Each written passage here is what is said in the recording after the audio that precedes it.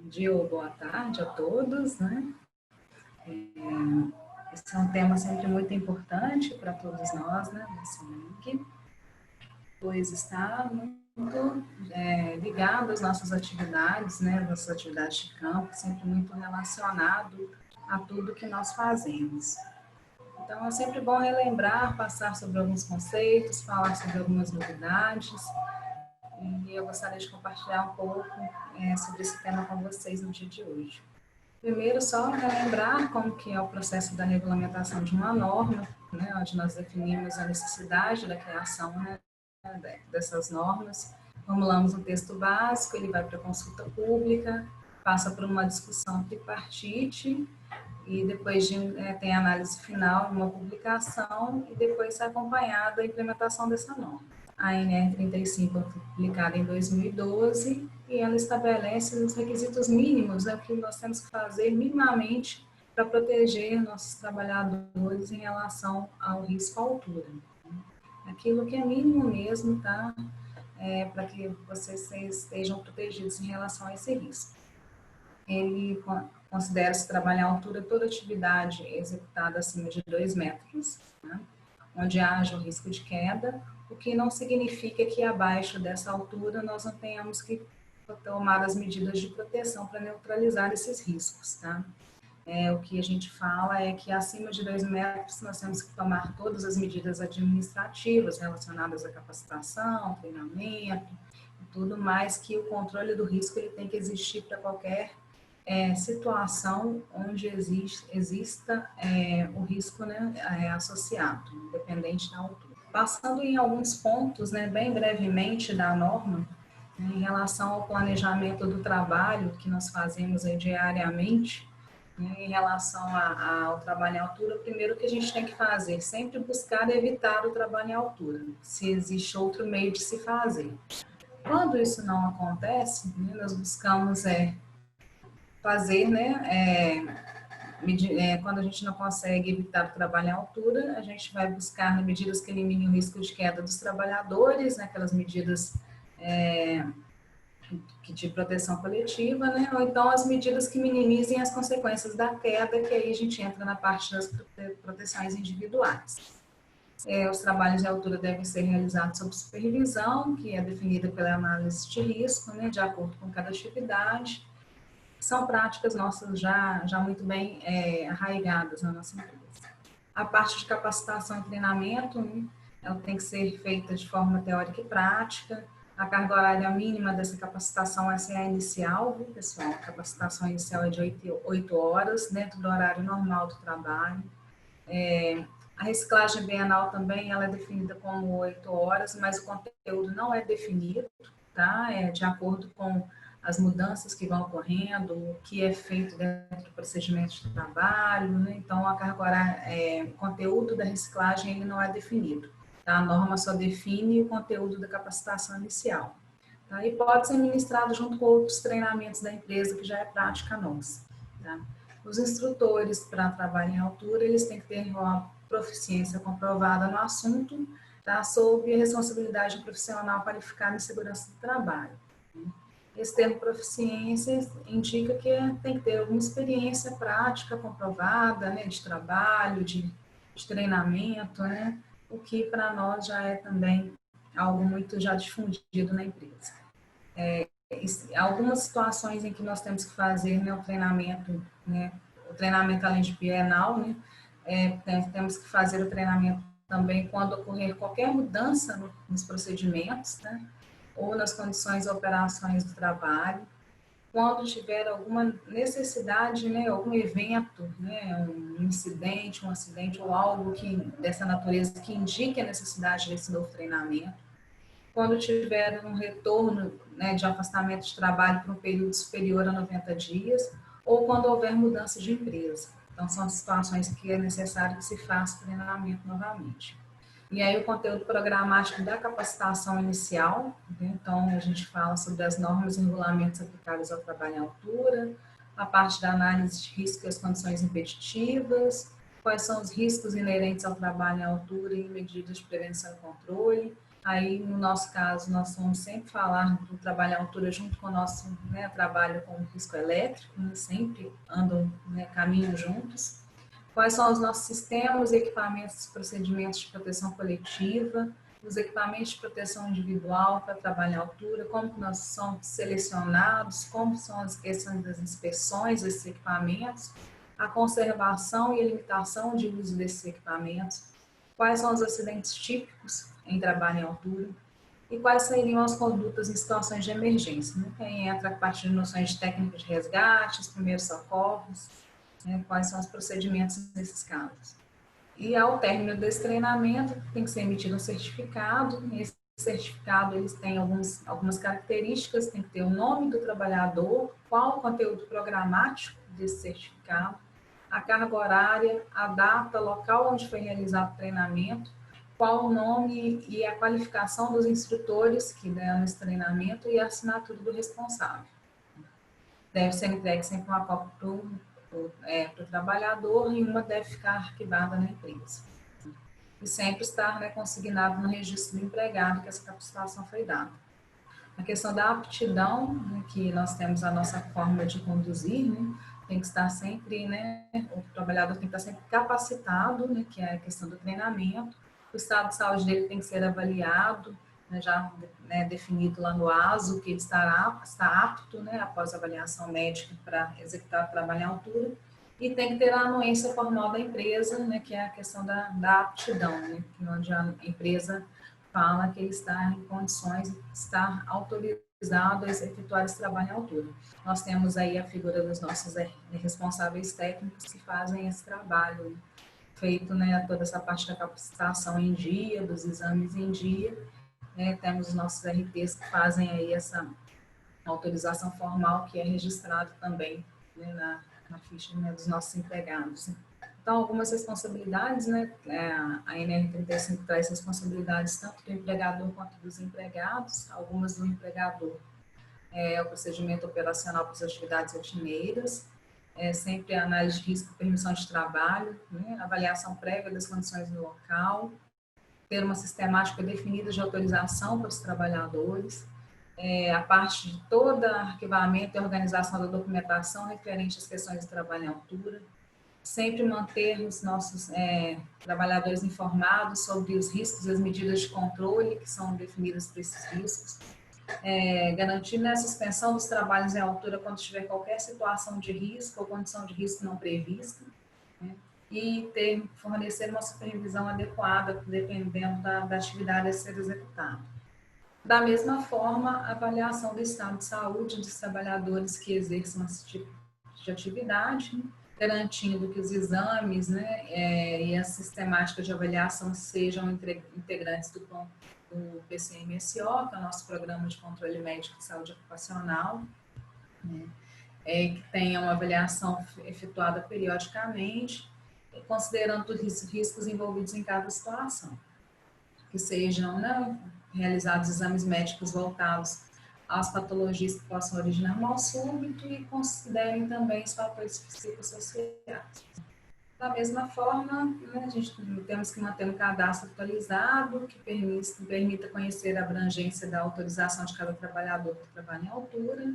Na CEMIG nós temos 2 níveis de abrangência, nós temos aqueles trabalhadores que têm altura associada ao risco elétrico, né? E temos os trabalhadores que têm trabalho em altura que não estão associados ao risco elétrico, que são aqueles que têm manutenções em oficinas, manutenções prediais, que eles não têm intervenção direta com o risco elétrico. Então, a gente tem 2 níveis de abrangência para trabalho em altura. Todo trabalho em altura sempre precisa de análise de risco, né? Todo o nosso trabalho sempre precisa de análise de risco, tá? Nossas atividades rotineiras sempre têm que ser procedimentadas, né? E as não rotineiras têm que ser previamente autorizadas mediante permissão de trabalho. Isso sempre já é muito falado nos nossos treinamentos, né, com os nossos instrutores em relação à NR35. Tudo que é não rotineiro, a gente tem que emitir uma permissão de trabalho. Sempre importante lembrá-los nesse momento. E aí um pouco das responsabilidades dos nossos trabalhadores, que é cumprir o que está disposto, né, na nossa norma sobre trabalho em altura, Nós temos também as nossas normas internas, que nada mais é do que pegar a NR35 e traduzir para a nossa realidade, as nossas instruções do SES, os procedimentos, né, de trabalho de todos vocês, né, que trazem, além da questão da altura, as outras questões relacionadas especificamente às atividades, colaborar com o empregador na implementação do que está contido na norma, a questão do direito de recusa quando necessário, né, sempre que vocês constatarem alguma questão, algum risco grave, iminente para a segurança, né, e saúde de vocês ou de outras pessoas, comunicando sempre ao superior imediato, né, zelar pela saúde e segurança das pessoas que possam ser afetadas pelas ações, por nossas ações no trabalho. Uma questão importante sempre falar em relação à análise de risco, em relação ao trabalho em altura, o que tem que conter na análise de risco? No local em que o serviço vai ser executado, como é o entorno do local, como vai ser o isolamento, a sinalização dessa área de trabalho, como foram estabelecidos os sistemas e pontos de ancoragem, tá? Se existem condições meteorológicas adversas, como foram as seleções, se foram inspecionados e como vão ser utilizados, né, os sistemas de proteção coletivas e individuais, o risco de queda de materiais e ferramentas, se está controlado, se não está, tá? Se vão ter trabalhos simultâneos ali naquele local, se tem atendimentos, né, o atendimento a requisitos de segurança contidos nas demais normas regulamentadoras, quais os riscos adicionais. Aqui a gente fala que o nosso risco principal é sempre o risco elétrico e a altura está aí como risco adicional, viu, pessoal? Quais as condições impeditivas para aquela atividade e quais são as possíveis situações de emergência e se está bem definido o planejamento de uma situação de resgate, primeiros socorros para atendimento àquela emergência. E se existe um sistema de comunicação efetivo e qual seria a forma de supervisão para aquela atividade. Aqui, pessoal, em 2016, nós tivemos, né, no mês de setembro, a publicação do item 35.5 da norma, que foi totalmente reescrito, falando sobre o sistema de proteção contra quedas, né, e aí a gente fala do sistema mesmo, que inclui, inclusive, os nossos equipamentos de proteção individual e coletivas, né. Então, ele foi bem redefinido junto com o anexo 2 da norma, que fala especificamente sobre sistemas de ancoragem. E vou passar para vocês rapidamente e vamos entrar um pouco no que nós temos hoje na CEMIG, né?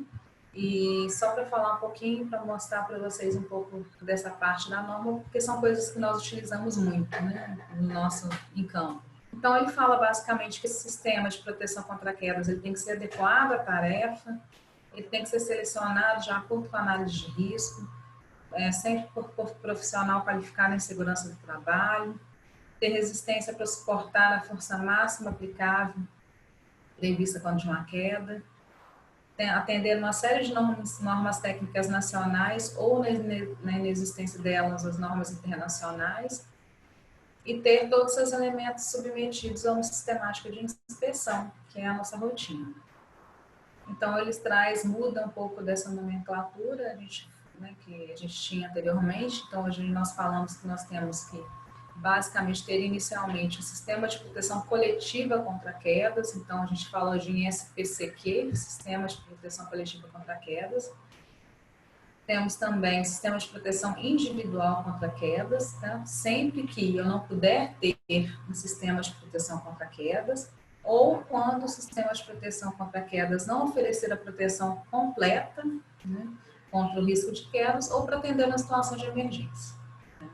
Esse sistema de proteção coletiva contra quedas, ele deve ser projetado sempre por um profissional legalmente habilitado, que é sempre aquele trabalhador que está qualificado e com registro no conselho de classe. Aí vem falando sobre os tipos de sistemas de proteção individual, né, contra queda, que pode ser de restrição de movimentação, quando está simplesmente restringindo o meu movimento ali no plano, de retenção de queda, que é a grande maioria dos nossos, né, sistemas, né, de posicionamento no trabalho, que nós temos aí quando a gente está nas nossas escadas, por exemplo, que eu coloco aquela barra de posicionamento ali, para descansar meu corpo, né, para posicionar meu corpo, ou de acesso por cordas, que a gente basicamente não tem hoje na CEMIG. Tá? Fala um pouco desses sistemas, né, do que ele é composto. Tem sistema de ancoragem, elementos de ligação, equipamentos de proteção individual. Tá? São as nomenclaturas técnicas que a gente tem, né, hoje utilizado no trabalho, no nosso trabalho. Uma coisa muito importante, pessoal, em relação aos nossos equipamentos de proteção individual, né, nossos cinturões, nossos salabartes, né, trava-quedas, eles têm que ser certificados, adequados para a utilização pretendida, utilizados considerando os limites de uso, ajustados ao peso e à altura do trabalhador, tá? E o fabricante ou fornecedor do EPI tem que ter sempre, tem que sempre fornecer disponibilizar as informações quanto ao desempenho dos equipamentos, tá? Os limites de uso, considerar a massa total aplicada ao sistema e os demais aspectos. Existia sempre muita a dúvida em relação ao, né, o peso do empregado que poderia utilizar, né, esse ou aquele equipamento, em relação aos ensaios que são efetuados nesses equipamentos, né? E de quem era a responsabilidade de falar ou não em relação a isso. Então, hoje, o fabricante ele tem total responsabilidade de prestar essas informações. Temos hoje nossos equipamentos dimensionados para um peso de 110 quilos, testados, ensaiados, validados pelo fabricante para esse peso, né? Ajustados para este peso. Tá? Então, o fabricante hoje ele é responsável, qualquer que seja, por fornecer essas informações, né, sobre esse equipamento. Informações, inclusive técnicas de ensaio, tá? Todos esses aspectos. Falando das inspeções, pessoal, quanto é importante que vocês inspecionem os equipamentos antes do uso. A gente tem que inspecionar na aquisição, isso é feito, tá? Periodicamente, tá? E todos os dias, tá? Antes do início do trabalho. Tá? Vou falar um pouco mais que vocês têm que observar para frente, tá? Nos próximos slides, mas a inspeção é muito importante desses elementos do sistema de proteção individual contra quedas, tá? E o que vocês verificarem de defeito, sempre registrar, tá? O que vocês encontrarem, né? Sempre ser, nessas inspeções, sempre ser registrado, manter-se esse registro, tá? Informar o superior, buscar com o técnico de segurança essas informações, informar para ele, né? Passar para a gente qualquer tipo de irregularidade que foi encontrado. Que outro ponto que era muito polêmico, e a gente sempre conversou muito a respeito disso, é em relação ao absorvedor de energia, tá, do Talabart, para as pessoas, né, para vocês que utilizam o Talabart, tá? A redação que a gente tinha antes de 2016 falava que era obrigatório o uso de absorvedor de energia naqueles Talabarts onde eu tinha, naquelas questões onde eu tinha fator de queda maior que 1, ou se o Talabart fosse maior que 0,9 metros, né, 90 centímetros. E a redação foi modificada porque o que garante mesmo a segurança, né, do meu trabalhador numa questão de uma queda, né, de um acidente, né, com queda de diferença de nível, é que a força de impacto que seja transmitida a este trabalhador seja de no máximo 6 quilonewtons, né, que é o que o corpo suporta, né, sem maiores danos. Então, nós alteramos, que é o que se pratica, é o que se tem nas nossas normas, né, internacionais, as nossas normas, né, da BNT, é o que se pratica, mudamos essa redação e é um consenso entre os nossos fabricantes que os Talabarts, que o que garante essa força máxima é o absorvedor de energia. Então, hoje é muito, muito difícil você encontrar um Talabart que não tem esse item, tá? Então, basicamente, praticamente 95% dos Talabarts hoje, mesmo os menores de 90 centímetros, você vai encontrar com absorvedor de energia, exatamente para cumprir esse requisito da norma, que é o que garante, é o que vai causar essa desaceleração, que vai causar essa força, que vai causar essa diminuição da força de impacto aí, que precisa ser transmitida ao corpo. Tá? Foi uma grande mudança no texto da norma.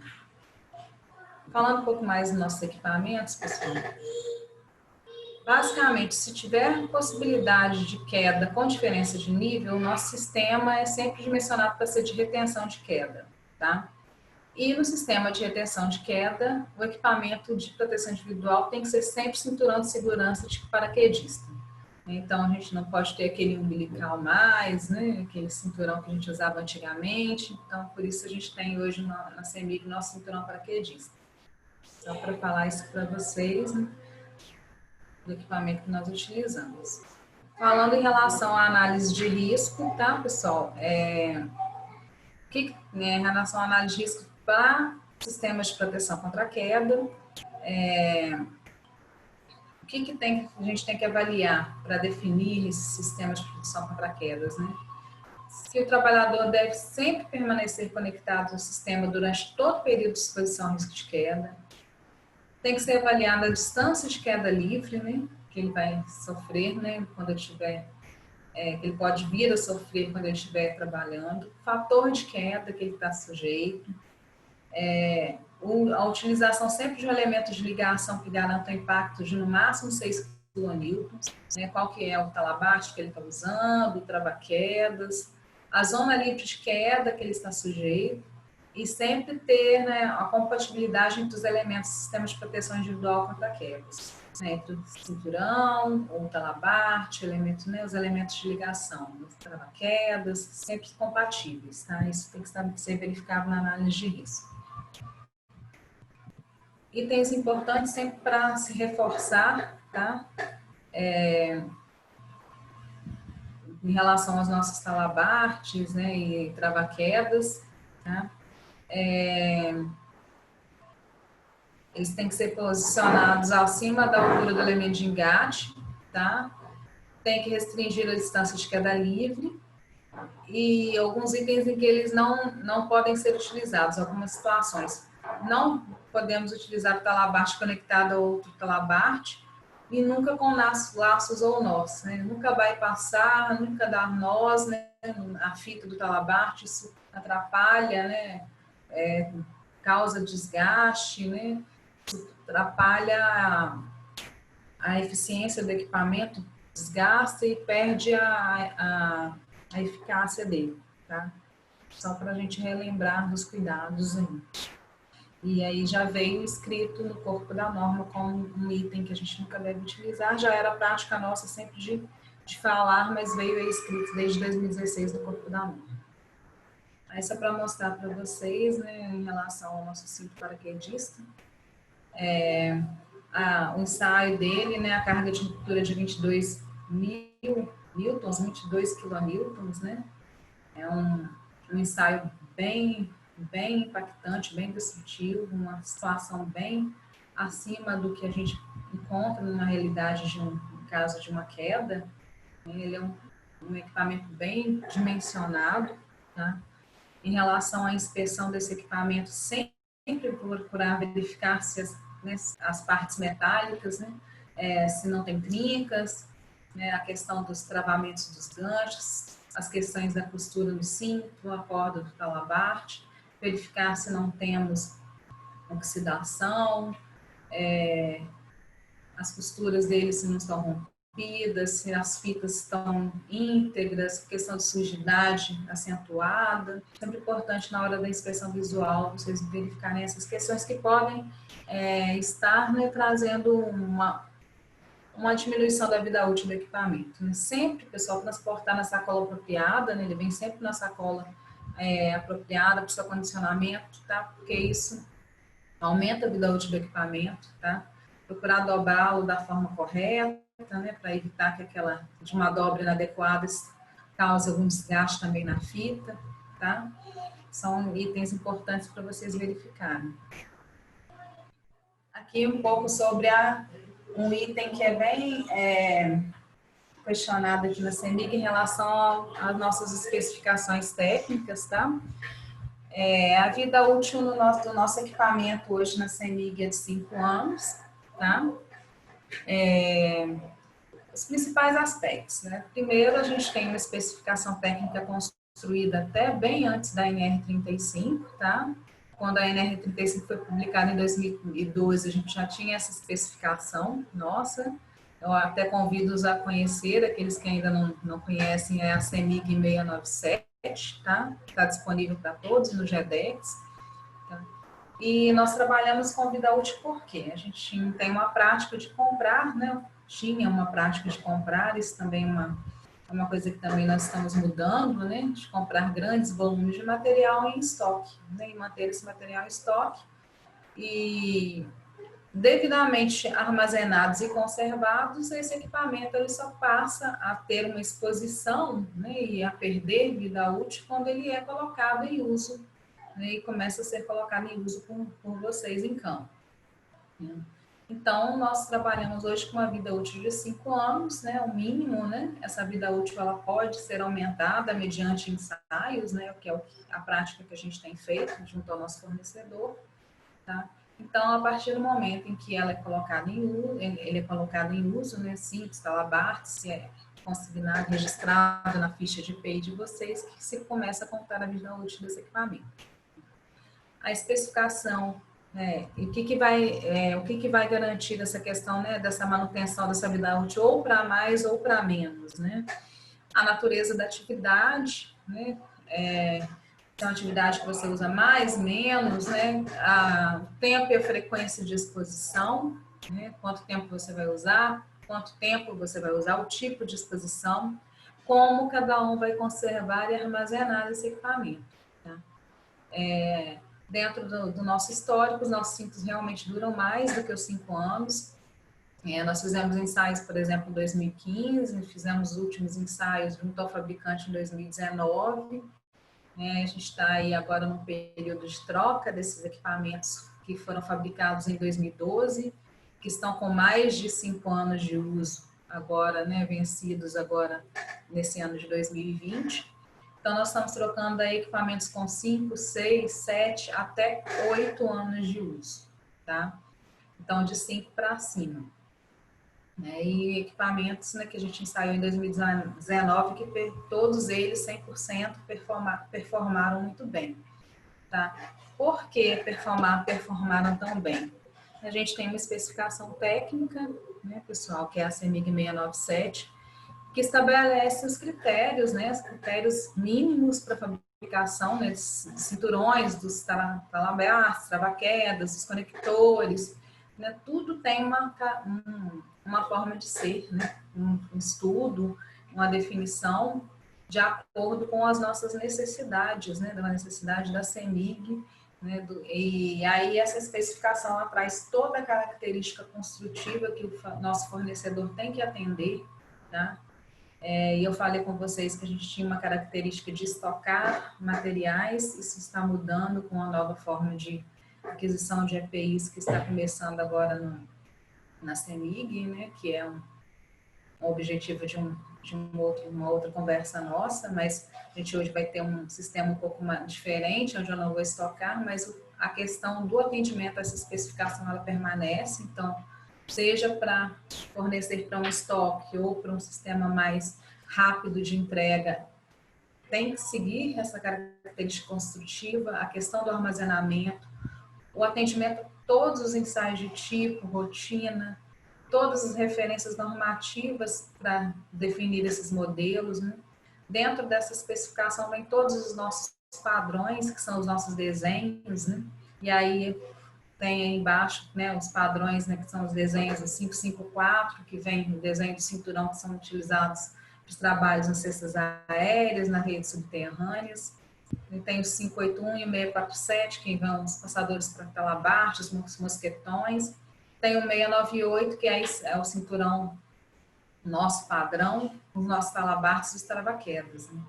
Então, esse atendimento, essa especificação é o que garante, né, essa uniformidade dos equipamentos e que garante o atendimento a esses requisitos, que são muito importantes. Aí o fornecedor ele tem que atender integralmente, isso é muito verificado.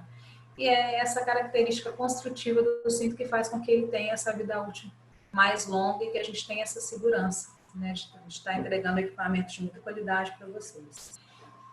E dentro dessa especificação, pessoal, só para vocês pegarem um item que é muito importante, tá? Os nossos EPIs para trabalhar em altura, eles são sabidamente RF, ou seja, não propagantes à chama. tá? Mas eles também têm que atender uma importante característica, tá? Que é o item 6.3.3 dessa especificação, que é um ensaio de arco elétrico, tá? Ele, né, é um ensaio feito conforme STM F887, então nossos conjuntos de cinto paraquedista, talabarte do Y, né, o talabarte simples, posicionamento, trava-quedas, além de ser RF, não propagante a chama, ele também tem que ser ensaiado, passar no nosso ensaio de arco elétrico, tá? Quando a gente fala que nosso cinto é RF, né, tem proteção em relação ao arco elétrico, né, tudo é exatamente porque ele tem esse ensaio específico que ele tem que passar. Então, às vezes, a gente fala, às vezes, com a contratada nossa, pede algumas coisas a mais e tudo é em relação a esse ensaio, tá? O nosso cinto, o pessoal fala, mas eu posso comprar um outro, eu tenho outro, né, um outro fabricante, porque o nosso cinto às vezes, tão pesado, tão robusto, a fita tão larga, né, e tudo exatamente por causa dessas características que ele tem. Ele não é simplesmente um cinto dielétrico, que o pessoal fala muito no mercado, né? Ele não tem só essa característica de ser RF, né? É importante saber que ele é um cinto que ele tem também, ele passa por esse crivo de ser um cinto que passou por um ensaio conforme STM F887, tá bom? É um ponto importante, eu acho importante trazer para vocês essa informação. E aí, já finalizando, pessoal, a nossa conversa, só mostrar para vocês esse nosso padrão, tá? Que vai para os nossos fornecedores, para o nosso fabricante, tá? Tem que ser seguido, é o desenho, é a cara do nosso cinto, esse é o nosso cinto padrão, não é o cinto da rede, né, da rede subterrânea, vou mostrar a seguir, os nossos talabartes. Então, ele é criteriosamente desenhado, com todas as cotas, todos os itens, né? Criteriosamente desenvolvido, e isso tudo é conferido. E aí, no padrão aqui eu trouxe só o desenho, mas também vem todos os ensaios, né, tudo para garantir a segurança de vocês. Tudo que é solicitado em relação à melhoria de aspecto de conforto, de aspecto, né, que não comprometa a segurança, a gente tenta trazer, né, e fazer as modificações necessárias, né, sempre garantindo a segurança de vocês nas atividades. Também, tudo disponível para o conhecimento de vocês, quando vocês quiserem saber mais a respeito, tá? No GEDEX, todas essas padronizações. E essa padronização do cinto da rede subterrânea para trabalhos em cesto aéreo, tá? Ele é um cinto que é um pouco mais simples, porque ele não tem a proteção lombar, a proteção, né, na região das pernas, né? Por motivos, né, questão de não haver necessidade, né, devido à natureza da atividade, tá? O cinto talabarte. Então, é um pouco do trabalho, né, que a gente faz, né, além da questão da gestão da NR35, né, e tudo, a gente cuida também da parte dos equipamentos relacionados a essa norma. Tá? Então, mais um bate-papo, pessoal, para vocês em relação a isso, a esse assunto, de forma a relembrar alguns conceitos, né, trazer um pouco dessa especificação, falar um pouco dessa questão da vida útil, que é importante, da construção dos EPIs, que é importante, de alguns pontos específicos. No mais, eu gostaria de agradecer a atenção de todos e deixar meu contato e ficar à disposição que vocês precisarem. Muito obrigada pela atenção.